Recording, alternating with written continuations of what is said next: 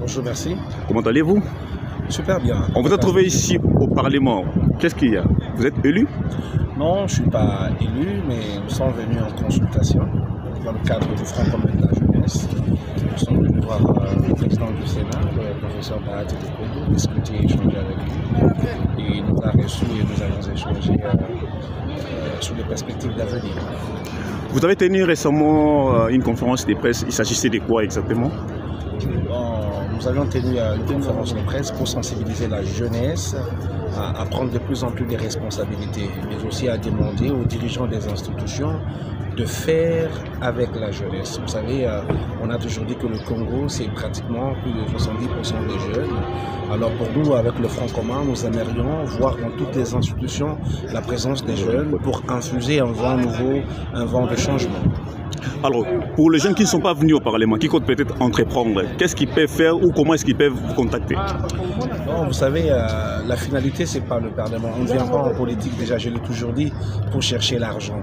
Je pense que la politique du Congo, demain, nous aimerons des jeunes qui entreprennent, des jeunes qui sont forts financièrement, des jeunes qui sont libres financièrement, qui se sont fait un nom, un parcours. Venir travailler pour le pays, ce serait mieux que des jeunes qui viennent à peine apprendre à chercher comment avoir 1000 ou 2000 dollars. Donc nous demandons aux jeunes Congolais la vraie solution de la richesse et dans l'entrepreneuriat. Il faut que nous entreprenions. Voilà pourquoi nous poussons les autorités à mieux considérer les jeunes de plus en plus, parce que c'est pas moi qui le dis. Le président lui-même de la République, Félix Antoine Tshisekedi Tshilombo, en ce qui concerne le jour de son investiture, sous son plan quinquennal, le premier axe, il parle de la promotion de l'entrepreneuriat des jeunes pour la création des emplois. Donc le président a compris que le pays ne peut se développer qu'avec les jeunes et les jeunes entrepreneurs, des jeunes entrepreneurs. Voilà.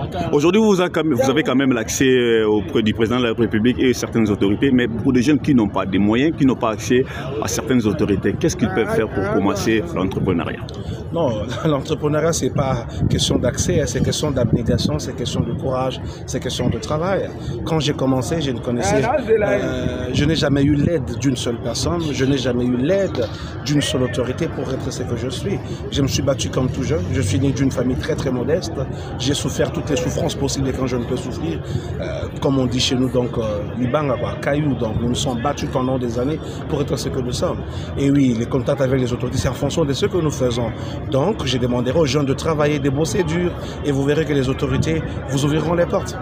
Alors, les domaines aussi sont très difficiles. Par quel domaine les jeunes peuvent commencer à entreprendre? Il y a plusieurs domaines qui compliquent les jeunes ces derniers temps. Le Congo est un grand marché. Le Congo est un marché ouvert pour tout le monde. Au Congo, tout peut marcher parce que nous sommes plus de 100... Aujourd'hui, on parle de plus de 110, 120 millions d'habitants. Donc, 120 millions d'habitants. Et moi, je dirais aux jeunes, la meilleure direction d'entrepreneuriat, c'est l'agro-business. L'agriculture, pêche, élevage. Voilà les bons business qui doivent rendre le Congo autonome. Nous ne devons plus être sous l'esclavagisme, des importations. Et des jeunes qui ne veulent qu'être sous l'autorité des présidents des partis politiques, vous leur direz quoi? Nous demandons aux jeunes de ne pas être aussi bas que ça. Vous savez, la liberté, le changement commence quand on se connaît soi-même, quand on se dit que voilà, je peux faire quelque chose. Être dans un parti politique, c'est bien, mais qu'est-ce que tu y amènes? Moi, je demanderai aux jeunes de ne plus venir dans des partis politiques pour chanter, danser pour les, entre guillemets, les autorités morales, mais venir contribuer avec des idées, venir contribuer avec une nouvelle façon de voir les choses. Et c'est de cette façon que nos aînés vont respecter la jeunesse, c'est de cette façon que nos aînés vont faire avec nous. Vous avez tenu des propos dernièrement qui ont poussé les gens à s'intéresser à vous. Vous avez dit au président de la République que vous allez commencer à faire des millionnaires chaque année. Avec quelle magie? Non, c'est pas question de magie. Quand tu connais, tu connais. Hein. Quand on connaît, comme on dit au Congo. Quand on ne connaît pas, on ne connaît pas. Je suis entrepreneur, je vis dans ce milieu depuis plusieurs années.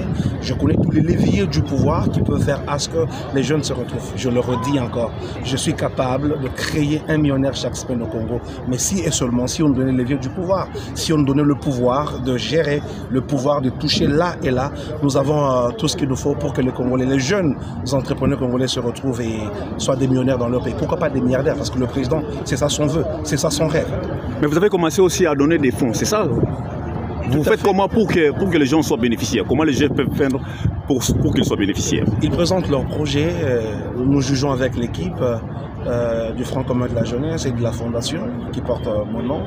Et les bons projets, nous les finançons avec des petites sommes d'argent parce que moi-même, personnellement, j'ai commencé ma carrière entrepreneuriale avec à peine $458.